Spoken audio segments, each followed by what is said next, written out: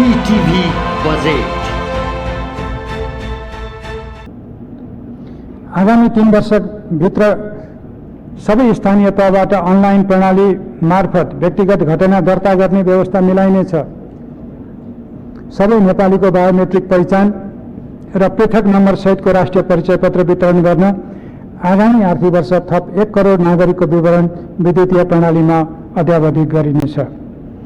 कारागारको भौतिक पूर्वाधारको निर्माण र सुधार कार्य अघि बढाइनेछ। नुवाकोट र बाँकेमा निर्माणाधीन कारागार निर्माणको कार्य आगामी आर्थिक वर्ष सम्पन्न गरिनेछ। कैदी बन्दीले कारागारमा उत्पादन गरेको सामग्रीको बजारमा पहुँच उपलब्ध गराइनेछ। लागु औषध उत्पादन, ओसार पसार, बेचबिखन, दुर्व्यसन र बालबालिकालाई कुलतमा फसाउने कार्य गर्नेलाई कड़ा कारबाही गरिनेछ। सामुदायिक सङ्घ संस्थासँगको समन्वय र सहकार्यमा सचेतना कार्यक्रम सञ्चालन गरिनेछ। विपद व्यवस्थापन, विपद जोखिम न्यूनीकरण र व्यवस्थापनमा संलग्न हुने राष्ट्रिय विपद व्यवस्थापन प्राधिकरण लगायत अन्य निकायको संस्थागत सुदृढीकरण गरिनेछ। विपदको पूर्व तयारी, खोज, उद्धार, राहत र पुनर्स्थापना सम्बन्धी कार्यमा सङ्घ, प्रदेश र स्थानीय तहबीच समन्वय र सहकार्य गरिनेछ।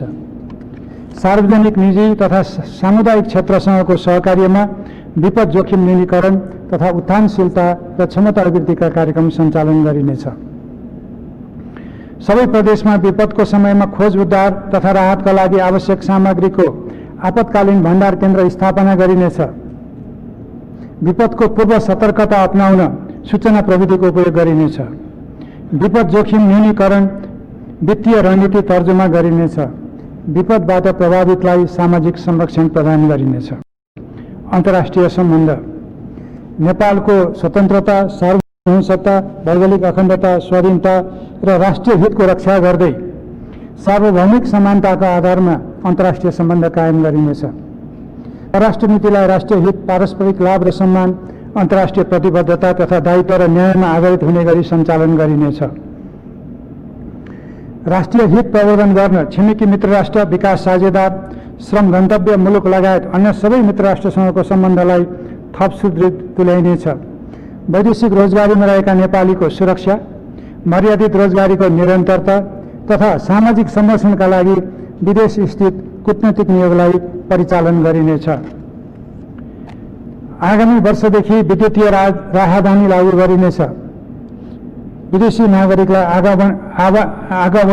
आगमन दिइने प्रवेशाज्ञा अनलाइन प्रणालीबाट उपलब्ध गराइनेछ। गैर आवासीय नेपालीको ज्ञान, सिप, पुँजी र प्रविधिलाई राष्ट्रिय विकासमा उपयोग गरिनेछ। विदेशमा जोखिममा रहेका नेपालीको संरक्षण र उद्धारमा गैर आवासीय नेपालीको सहयोग लिइनेछ। राष्ट्र सेवक, स्वास्थ्य जोखिमको विद्यमान अवस्थामा आफ्नो कार्यस्थलमा अहरात्र खटी जिम्मेवारी पूरा गर्ने चिकित्सक, स्वास्थ्यकर्मी लगायत सबै राष्ट्र सेवकको योगदानको उच्च मूल्याङ्कन गर्दै कोरोना रोकथाम तथा उपचारका लागि अग्र पंक्तिमा काम गर्ने राष्ट्र सेवकलाई प्रोत्साहनको लागि रकम छुट्याएको छु। राष्ट्र सेवक कर्मचारीलाई निजी आवास निर्माण र सन्ततिलाई उच्च शिक्षा प्रदान गर्न सहुलियत दरको कर्जा सुविधा उपलब्ध गराउने व्यवस्था मिलाएको छु। आगामी वर्षका लागि अस्थायी र करार लगायत सबै राष्ट्र सेवकको रु 1 लाखसम्मको कोरोना बिमा निशुल्क हुने व्यवस्था मिलाएको छु। सार्वजनिक निकायमा कार्यरत सबै अस्थायी र करार कर्मचारीलाई योगदानमा आधारित सामूहिक सुरक्षाको दायरामा ल्याउन सामाजिक सुरक्षा कोषमा आबद्ध गर्ने व्यवस्था मिलाइनेछ। सुशासन र सार्वजनिक सेवा प्रवाह, सार्वजनिक निकाय लगायत सबै क्षेत्रमा सदाचार संस्कृतिको विकास गरिनेछ। म भ्रष्टाचार गर्दिन, म भ्रष्टाचार हुन दिन्न, म देश र जनताको लागि इमान्दार भएर काम गर्नेछु भन्ने प्रतिज्ञा सहितको सुशासन कार्य संस्कृति प्रवर्धन गरिनेछ। भ्रष्टाचार रोकथाम र नियन्त्रणको कार्यलाई थप प्रभावकारी बनाउन सम्बन्धित निकायको क्षमता अभिवृद्धि गरिनेछ। शासकीय प्रबन्धमा कानुनी राज्यको अवधारणालाई पूर्ण रूपमा परिपालना गरिनेछ। सम्पत्ति शुद्धिकरण तथा आतंकवादी क्रियाकलापमा वित्तीय लगानी निवारण सम्बन्धी अन्तर्राष्ट्रिय प्रतिबद्धता अनुरूप आगामी वर्ष पारस्परिक मूल्याङ्कन सुरु गरिनेछ। सम्पत्ति शुद्धिकरण राष्ट्रिय रणनीति तथा कार्ययोजनाको प्रभावकारी कार्यान्वयन गरिनेछ। सरकारी सेवालाई सहज र प्रविधि मैत्री बनाइनेछ। हेलो सरकार पोर्टललाई स्तरोन्नति गरी आम नागरिकको आवाज प्रतिबिम्बित गर्ने माध्यमको रूपमा विकास गरिनेछ। कोरोना रोकथाम नियन्त्रण तथा उपचारको काममा सबै तहबाट भएको खर्च लगायत अन्य सङ्घ संस्थाले गरेको खर्चको विवरण पारदर्शी बनाइनेछ। उच्च व्यवस्थापन तहमा कार्यरत कर्मचारीसँग कार्य सम्पादन सम्झौता गर्ने कार्यलाई नतिजा सूचकमा आधारित बनाई सोबाट प्राप्त उपलब्धिलाई कार्य सम्पादन मूल्याङ्कनसँग आबद्ध गरिनेछ। मानव अधिकारको संरक्षण र सम्वर्धन गर्दै मर्यादित र स्व-अनुशासित समाज निर्माण गरिनेछ। संवैधानिक निकायको कार्य सम्पादनलाई प्रभावकारी बनाउन आवश्यक साधन स्रोत र प्रविधिको व्यवस्था गरी सुदृढ गरिनेछ। सम्माननीय सभामुख महोदय, सम्माननीय अध्यक्ष महोदय, अब म योजना तथा सार्वजनिक वित्त व्यवस्थापन र बजेट कार्यान्वयन सम्बन्धी कार्यक्रम र विनियोजन प्रस्तुत गर्ने अनुमति चाहन्छु। सार्वजनिक खर्चमा मितव्ययिता, राजस्व सङ्कलनमा आउने सङ्कुचन र सार्वजनिक खर्चमा पर्ने थप चापलाई व्यवस्थापन गर्न आगामी वर्ष प्रशासनिक खर्चमा मितव्ययिता अपनाइनेछ।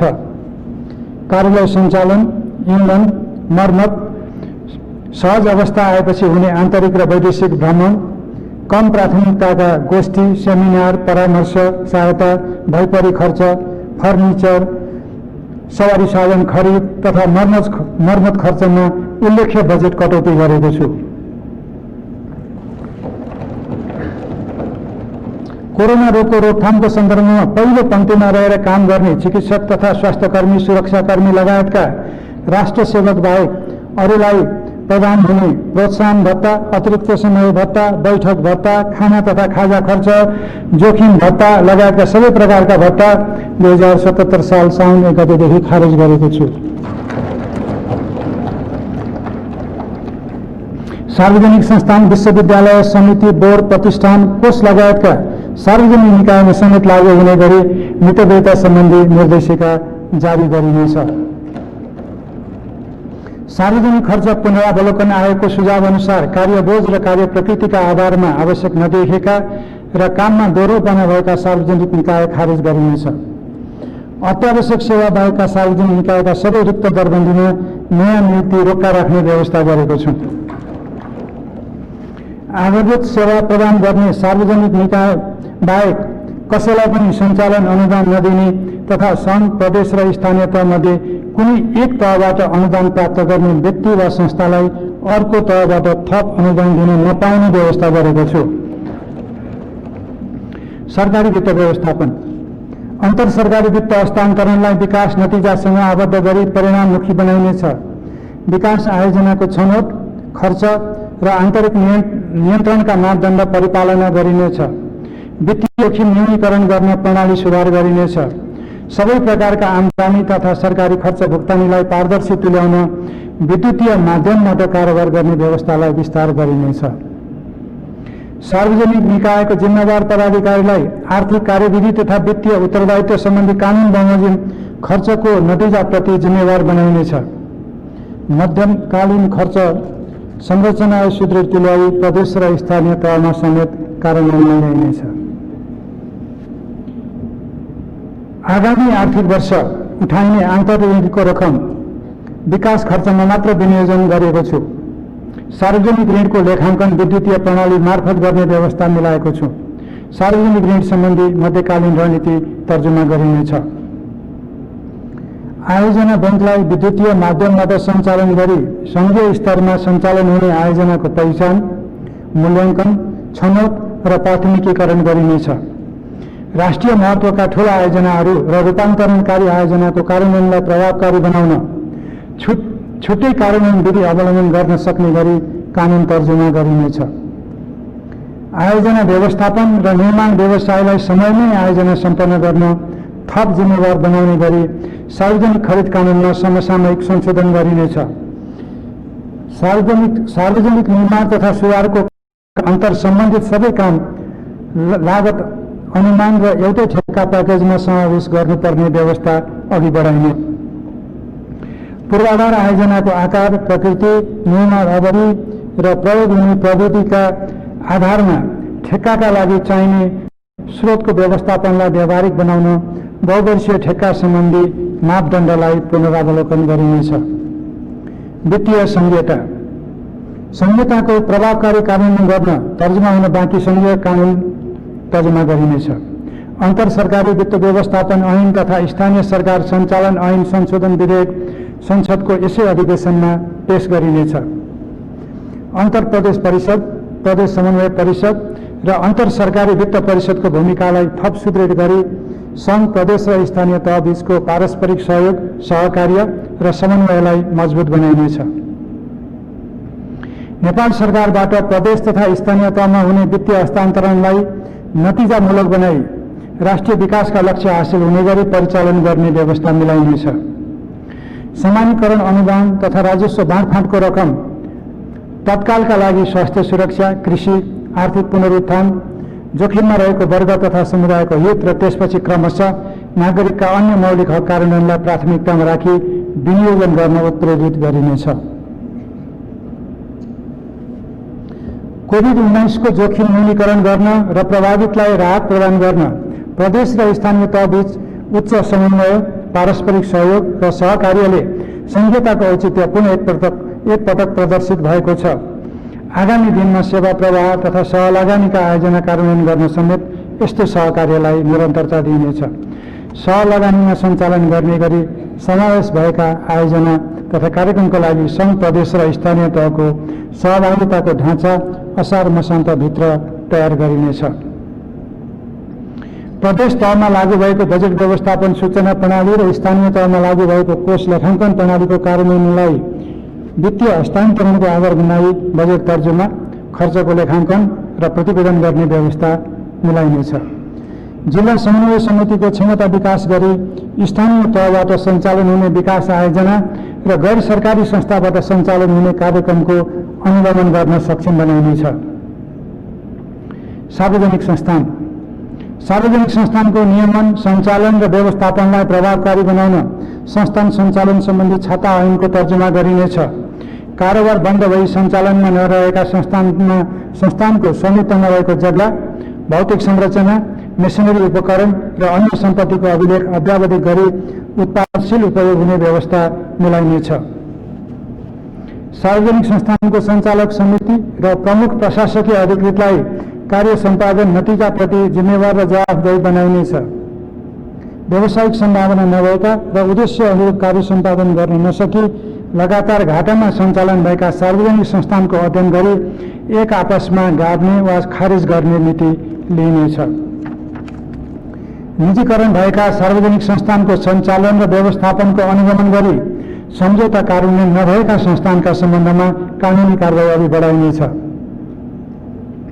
आर्थिक योजना तथा तथ्याङ्क राष्ट्रिय योजना आयोगलाई विकास नीति, कार्यक्रम र आयोजनाको मूल्याङ्कन एवं अनुसन्धान तथा विकास गर्ने सक्षम निकायको रूपमा सुदृढ तुल्याइनेछ। नीति निर्माण र निर्णयका लागि आवश्यक पर्ने विश्वसनीय सूचना तथा तथ्याङ्कको महत्त्वलाई दृष्टिगत गरी सम्बद्ध संस्थाको क्षमता बढाई भरपर्दो तथ्याङ्कको आधार निर्माण गरिनेछ। राष्ट्रिय आय, कृषि र औद्योगिक तथ्याङ्क गणना विधिलाई अद्यावधिक गरी समसामयिक बनाइनेछ। राष्ट्रिय जनगणना 2078 को तयारी कार्य अघि बढाइनेछ। जनगणना, जीवनस्तर मापन सर्वेक्षण, औद्योगिक गणना, कृषि गणना तथा राष्ट्रिय सुख सर्वेक्षणका लागि रु 3 अर्ब बजेट विनियोजन गरेको छु। PTV budget